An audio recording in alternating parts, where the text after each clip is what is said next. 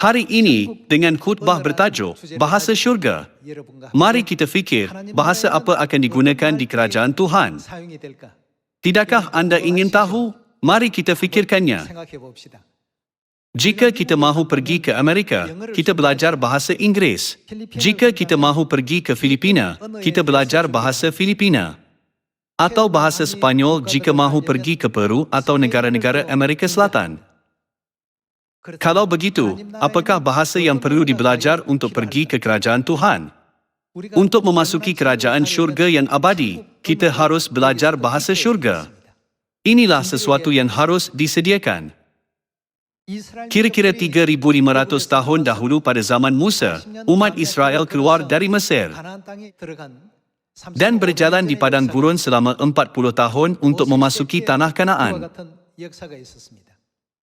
Sebelum memasuki tanah Kanaan, Tuhan suruh mereka berlatih di padang gurun. Mereka perlu latih untuk mematuhi ketetapan, peraturan dan hukumnya. Salah satu ialah hari Sabat, mana selalu turun selama 6 hari, tetapi pada hari ke-7 tidak. Sebaliknya, pada hari ke-6, Tuhan memberikan mana secukupnya untuk hari ke-6 dan hari ke-7.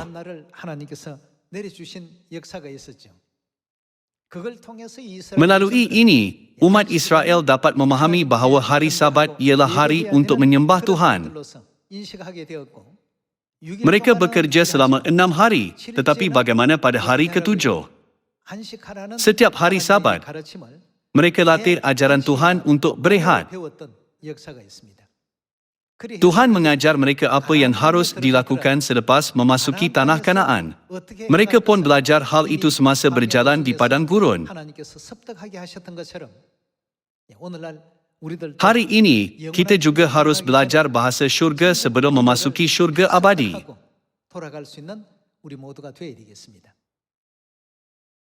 Apabila kita kembali ke kampung halaman, apakah jenis bahasa syurga?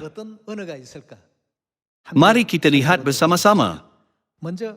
Pertama sekali, mari kita pastikan ajaran Tuhan tentang perkataan dengan melihat buku Yakobus bab 3. Buku Yakobus bab 3 ayat 2 tertulis, sebab kita semua bersalah dalam banyak hal. Barang siapa tidak bersalah dalam perkataannya, ia adalah orang yang bagaimana? Orang sempurna yang dapat juga mengendalikan seluruh tubuhnya. Kita mengenakan kekang pada mulut kuda, sehingga ia menuruti kehendak kita. Dengan jalan demikian kita dapat juga mengendalikan seluruh tubuhnya. Dan lihat saja kapal-kapal, walaupun amat besar dan digerakkan oleh angin keras, namun dapat dikendalikan oleh kemudi yang amat kecil menurut kehendak jurumudi. Demikian juga lidah, walaupun suatu anggota kecil dari tubuh, namun dapat memegahkan perkara-perkara yang besar. Lihatlah, betapapun kecilnya api, ia dapat membakar hutan yang besar. Lidah pun adalah api. Ia merupakan suatu dunia kejahatan dan mengambil tempat di antara anggota-anggota tubuh kita sebagai sesuatu yang dapat menodai seluruh tubuh dan menyalakan roda kehidupan kita, sedang ia sendiri dinyalakan oleh api neraka. Sebab itulah perkataan kita sangat penting. Bagaimanakah kita dapat belajar bahasa syurga? Semasa di bumi ini, kita harus belajar bahasa ini. Jika kita melihat semua ajaran Alkitab, secara kesimpulan, bahasa syurga haruslah bahasa kasih, bahasa iman, bahasa harapan dan bahasa keselamatan yang menyelamatkan pendosa daripada dosa.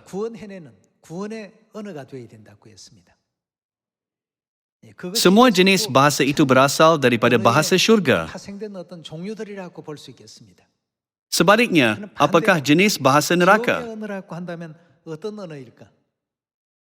Bahasa neraka ialah bahasa rumutan, bahasa kritikan dan penghakiman, bahasa kecemburuan dan penipuan.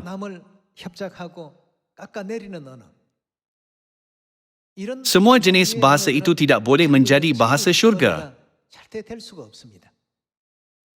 3,500 tahun dahulu, Musa membimbing umat Israel keluar dari Mesir ke tanah Kanaan yang berlimpah-limpah dengan susu dan madu. Apabila kita melihat baik-baik bahasa yang digunakan mereka melalui Alkitab, orang yang akhirnya terima janji Tuhan dan memasuki Kanaan mengucapkan bahasa iman, dan orang yang dibinasakan di padang gurun mengucapkan bahasa rumutan. Mereka tidak bersyukur tetapi menggunakan banyak bahasa keluhan.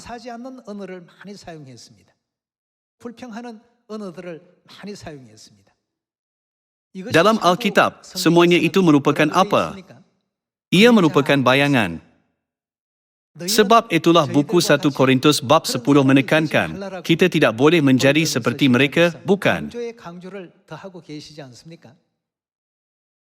Kita tidak boleh menggunakan bahasa seperti itu. Jadi, kata-kata bijaksana yang lembut, rendah hati, membangunkan dan menyelamatkan roh, kata-kata keselamatan, kata-kata iman, kata-kata kasih ialah bahasa syurga. Seperti tertulis dalam buku Yakobus, perkataan adalah sangat penting. Memandangkan kita ialah umat Tuhan, kita harus ucapkan bahasa umat Tuhan. Bukan.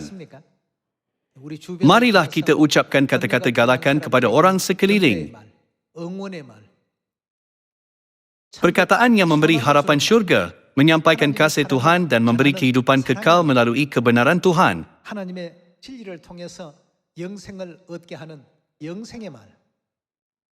Marilah kita banyak berlatih dan mengucapkan perkataan itu di bumi. Janganlah kita ikut jejak orang yang dibinasakan di padang gurun, bukan. Mari kita lihat buku 1 Korintus bab 10. Buku 1 Korintus bab 10 ayat 6. Semuanya ini telah terjadi sebagai contoh bagi kita untuk memperingatkan kita, supaya jangan kita menginginkan hal-hal yang jahat seperti yang telah mereka perbuat, dan supaya jangan kita menjadi penyembah-penyembah berhala, sama seperti beberapa orang dari mereka, seperti ada tertulis. Maka duduklah bangsa itu untuk makan dan minum, kemudian bangunlah mereka dan bersukaria. Janganlah kita melakukan percabulan, seperti yang dilakukan oleh beberapa orang dari mereka, sehingga pada satu hari telah tewas 23,000 orang. Dan janganlah kita mencobai Tuhan, seperti yang dilakukan oleh beberapa orang dari mereka, sehingga mereka mati di pagut ular. Kita tidak boleh berniat atau mengucapkan perkataan yang mencubai Tuhan. Ayat 10. Dan janganlah bersungut-sungut, seperti yang dilakukan oleh beberapa orang dari mereka, sehingga mereka, bagaimana, dibinasakan oleh malaikat maut. Semuanya ini telah menimpa mereka sebagai contoh dan dituliskan untuk menjadi peringatan bagi kita yang hidup pada waktu, di mana zaman akhir telah tiba. Sebab itu siapa yang menyangka bahawa ia teguh berdiri, hati-hatilah supaya ia jangan jatuh. Kata-kata rumutan, keluhan, kecemburuan dan kebencian bukanlah bahasa syurga. Jenis perkataan ini sudah tertanam dalam kita menjadi tabiat buruk, jadi kita harus menolak semuanya. Dengan lembut dan rendah hati, kita harus nyatakan kemuliaan Tuhan melalui perkataan kasih yang menggalakkan, memberi iman dan harapan serta menyampaikan kasih suci Tuhan.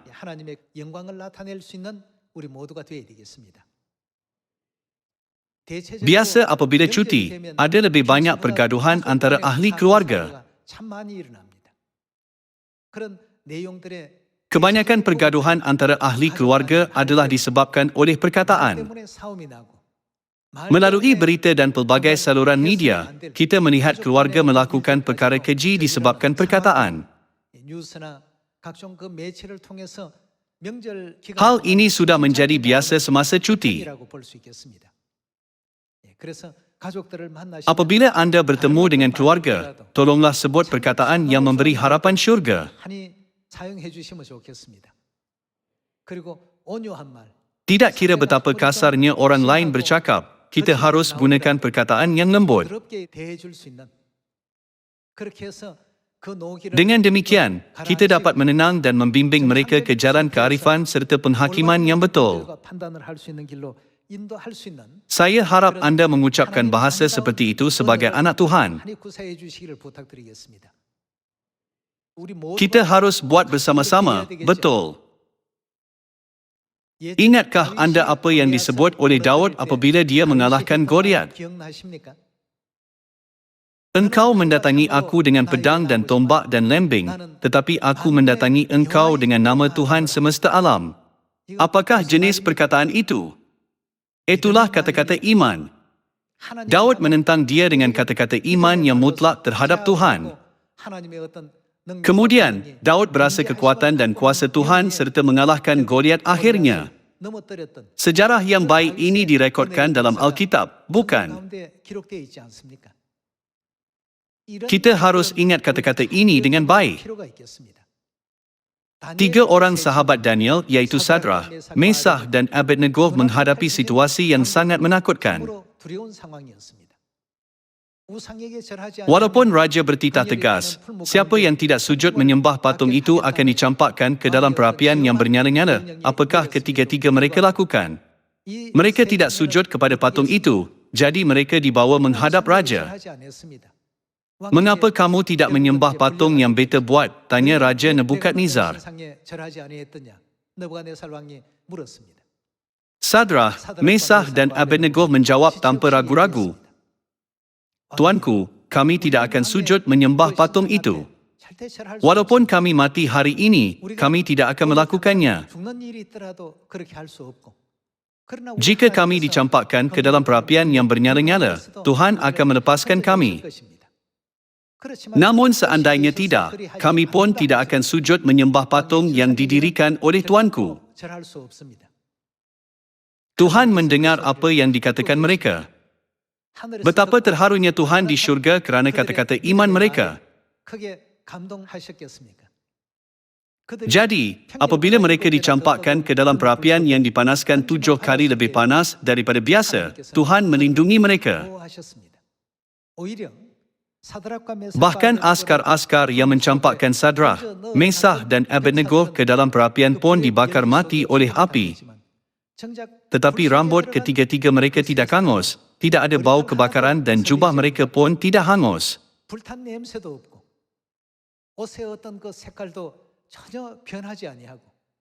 Fikirkanlah sejarah mereka diselamatkan sepenuhnya dalam situasi sebegitu.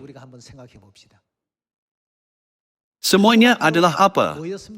Bagaimana mereka bercakap?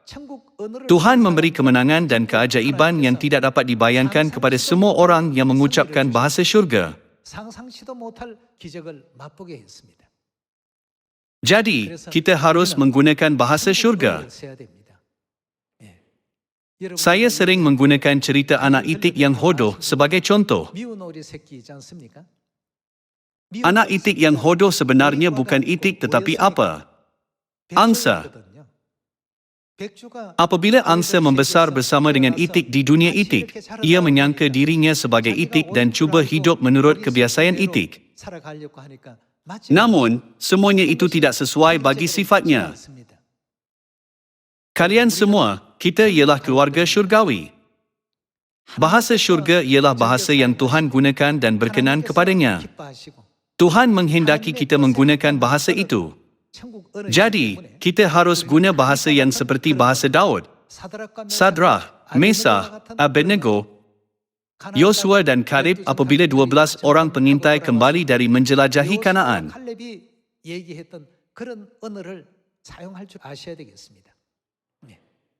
Tuhan berfirman, janganlah membalas kejahatan dengan kejahatan dan apa lagi.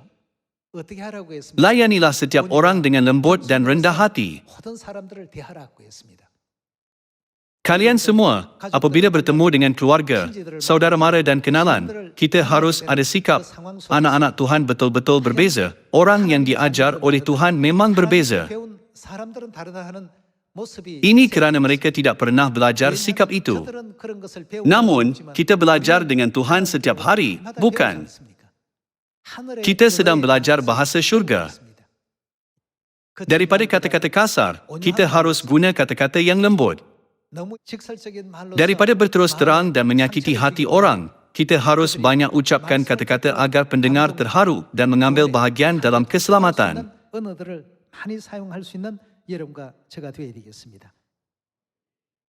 Kita teruskan dengan buku Efesus bab 4 ayat 29. Buku Efesus bab 4 ayat 29 tertulis, "Janganlah ada perkataan kotor." Bagaimana? Janganlah ada perkataan kotor keluar dari mulutmu. Ini ialah perintah Tuhan dalam Alkitab. Janganlah ada perkataan kotor keluar dari mulutmu, tetapi pakailah perkataan yang baik untuk membangun di mana perlu, supaya mereka yang mendengarnya beroleh kasih karunia. Ini ialah bahasa syurga. Kita harus berusaha menggunakan bahasa ini untuk memasuki syurga. Orang yang melancong keluar negara rajin belajar bahasa Inggeris. Apakah yang harus aku cakap untuk memesan makanan di restoran? Apakah yang harus aku cakap untuk dapatkan penginapan dan buat bayaran? Sama seperti orang buat persiapan terlebih dahulu, kita juga sama. Orang yang banyak berlatih tiada sebarang masalah apabila melancong. Jika mereka tidak tahu jalan, mereka boleh tanya. Namun, orang yang tidak berlatih selalu ada kesusahan. Jika pergi ke restoran, mereka tidak tahu cara untuk memesan atau membuat bayaran. Walaupun cuba tanya sesuatu, mereka tidak dapat berkomunikasi. Kalian, marilah kita sering menggunakan bahasa syurga semasa di bumi. Orang di dunia menggunakan bahasa dunia ini, tetapi kita harus menggunakan bahasa syurga. Jika sekali gagal, cubalah 2 kali. Jika 2 kali gagal, cubalah 3 kali. Jika 3 kali gagal, sekurang-kurangnya cubalah 10 kali agar kita dapat selalu mengamalkannya. Seperti Tuhan melatih orang Israel di padang gurun untuk mematuhi ketetapan, peraturan dan hukumnya sebelum mereka memasuki tanah Kanaan. Marilah kita juga belajar bahasa syurga di bumi. Demikianlah kita harus menggunakan bahasa syurga Tuhan yang suci dan hebat dengan semua orang, mulai dari saudara-saudari yang berdekatan di Samaria dan sampai ke hujung bumi.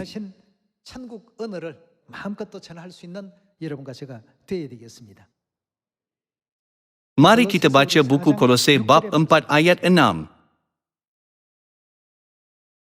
"Perkataanmu hendaklah sentiasa penuh dengan kasih kurnia, digarami kebijaksanaan, supaya kamu tahu menjawab setiap orang dengan sewajarnya." Alkitab berkata bahawa perkataan harian kita hendaklah sentiasa penuh dengan kasih kurnia dan digarami kebijaksanaan. Dengan demikian, kita akan tahu menjawab setiap orang sewajarnya. Mari kita fikirkan ini dengan lebih terperinci. Mengenai firman dalam buku 1 Yohanes bab 4, apakah jenis dunia yang Tuhan tinggal? Ingatkah buku 1 Yohanes bab 4 ayat 7 tertulis bahawa Tuhan adalah kasih? Kalau begitu, dunia Tuhan ialah dunia kasih. Betul. Sepanjang hidup kita ada pelbagai emosi yang bercampur baur. Kadang-kadang rasa cemburu, benci, marah, jengkel dan lain-lain semuanya bercampur-campur. Apabila rasa marah, adakah kita sebut kata-kata syukur? Tidak. Bolehkah perkara baik berlaku apabila kita merungut? Tentu tidak. Sepanjang 6,000 tahun kerja penyelamatan, Tuhan menunjukkan anak-anaknya jalan yang diambil oleh nenek moyang iman sebagai bayangan. Apabila mereka buat begitu, itulah akibatnya. Apabila kata-kata rungutan, keluhan, iri hati, cemburu dan kebencian disebut, kita tidak akan capai hasil yang baik di mana-mana pun. Dunia yang anda ingin pergi ialah syurga. Dunia yang saya ingin pergi jugalah syurga. Kalau begitu, mulai saat ini, perkara yang harus kita utamakan adalah menggunakan bahasa syurga. Mari kita lihat buku 1 Yohanes bab 4 ayat 7. Buku 1 Yohanes bab 4 ayat 7 tertulis, "Saudara-saudaraku yang kekasih, marilah kita saling mengasihi, sebab kasih itu berasal dari Tuhan. Dan setiap orang yang mengasihi, lahir dari Tuhan dan mengenal Tuhan. Barang siapa tidak mengasihi, ia tidak mengenal Tuhan, sebab Tuhan adalah apa? Kasih. Kalau begitu, semua bahasa di dunia Tuhan boleh diklasifikasikan sebagai bahasa kasih. Bahasa kasih menyelamatkan roh, membawa keselamatan, memberi pengampunan dosa, menyokong dan menggalakkan mereka.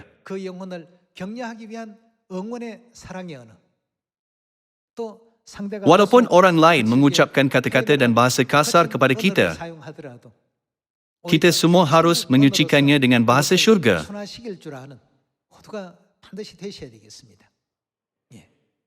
Kalau begitu, marilah kita cari satu lagi ayat dalam Alkitab tentang bahasa kasih. Mari kita lihat buku 1 Korintus bab 13 ayat 1. Sekalipun aku dapat berkata-kata dengan semua bahasa manusia dan bahasa malaikat, tetapi jika aku tidak mempunyai kasih, aku sama dengan gong yang berkumandang dan canang yang gemerincing. Maksudnya semua adalah sia-sia tanpa kasih. Bukan, kita semua harus memasuki syurga. Ayat 2 tertulis, sekalipun aku mempunyai karunia untuk bernubuat dan aku mengetahui segala rahasia dan memiliki seluruh pengetahuan, dan sekalipun aku memiliki iman yang sempurna untuk memindahkan gunung, tetapi jika aku tidak mempunyai kasih, aku sama sekali tidak berguna.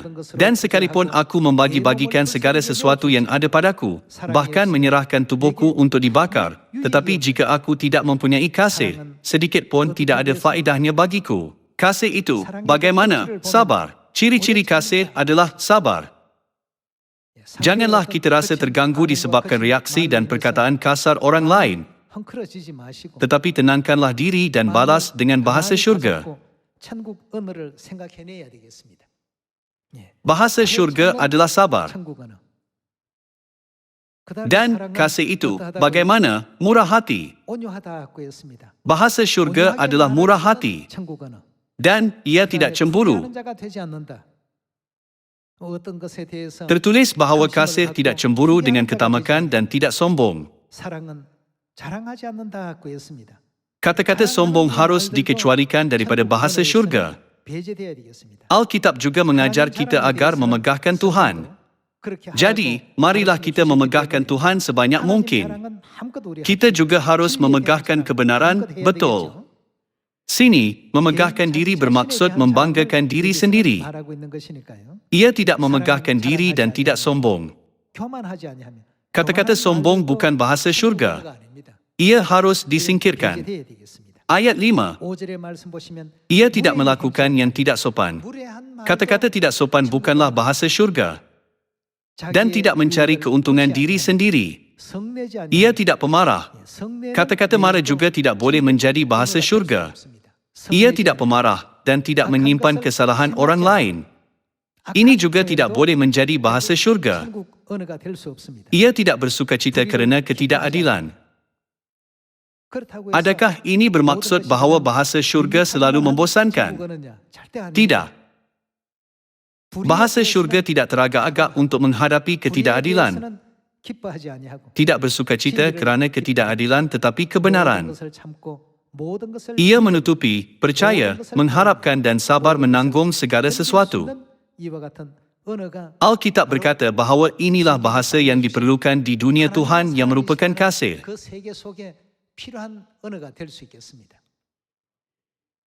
Hampir semua orang mengetahui firman ini. Walaupun tahu, apakah masalahnya? Masalahnya adalah kita tidak buat. Apabila betul-betul ada situasi tertentu, meta kemarahan kita meletup dulu. Kalian semua sudah terbiasa dengan hal itu dalam hidup. Kita harus buang semua yang terbiasa itu satu persatu dan biarnya menjadi bahasa syurga. Kita harus memelihara bahasa syurga dalam kita. Bukan. Untuk berbuat demikian, kita perlu latih dulu. Apakah yang harus kita latih terlebih dahulu? Mari kita banyak ucapkan terima kasih. Kita harus banyak berkata, saya sayang anda. Terima kasih. Saya sayang anda. Terima kasih. Itu salahku. Minta maaf. Kita harus menggunakan bahasa syurga satu persatu mulai dengan kata-kata ini. Sebab itulah buku Efesus bab 5 ayat 4 berkata bahawa kita harus banyak mengucapkan syukur. Buku 1 Tesalonika bab 5 ayat 17 juga. Bersukacitalah senantiasa, tetaplah berdoa, mengucap syukurlah dalam segala hal. Tuhan suruh kita bersyukur dalam apa jua situasi. Kita semua harus tahu bagaimana mengubah situasi menjadi situasi yang gembira. Hari ini, kita saling mengucapkan, Tuhan memberkati anda dengan ahli keluarga Sion di sisi. Semua ini ialah bahasa syurga. Kita perlu banyak berlatih. Ada orang berkata, setiap kali aku pergi ke gereja, mereka berkata, Tuhan memberkati. Apabila mendengar, Tuhan memberkati anda, adakah kalian berasa sedih? Kita berasa gembira. Bagaimana pula dengan orang yang mengucapkannya? Mereka pun sama. Walaupun kita tidak pernah dengar kata-kata ini semasa hidup di dunia yang dosa, ini ialah salaman yang sangat biasa di Sion. Untuk menerima berkat, Yakub bahkan menahan kesakitan apabila pangkal paha terseliur. Tuhan memberkati setiap orang daripada kita melalui bibir kita. Jadi, kata-kata anda, Tuhan memberkati anda, bukanlah kata-kata yang sia-sia. Semuanya ada fungsi rohani, jadi marilah kita ucapkan berkat dan kesihatan kepada orang ramai. Kita harus bersatu dalam harmoni. Daripada cari-cari rumutan, kita harus fikir, apakah yang dapat disyukuri kepada Tuhan dalam situasi ini? Hanya apabila kita menjadi anak-anak Sion yang bersyukur dalam segala hal, kita dapat menjadi fasir dalam bahasa syurga. Bukan. Marilah berlatih banyak. Sama seperti Tuhan menyediakan padang gurun agar orang bersedia untuk Kanaan. Tuhan juga memberi bumi ini agar kita bersedia demi kerajaan syurga yang abadi. Saya harap semua ahli keluarga syurgawi kita dapat mempelajari bahasa syurga di sini. Apabila pulang ke rumah hari ini, beritahulah suami, anak-anak, ibu bapamu atau sesiapa pun, aku sayang kamu. Terima kasih. Terima kasih kerana bersamaku. Terima kasih menjadi pasangan hidupku. Tidak perlu kedekut dengan bahasa syurga.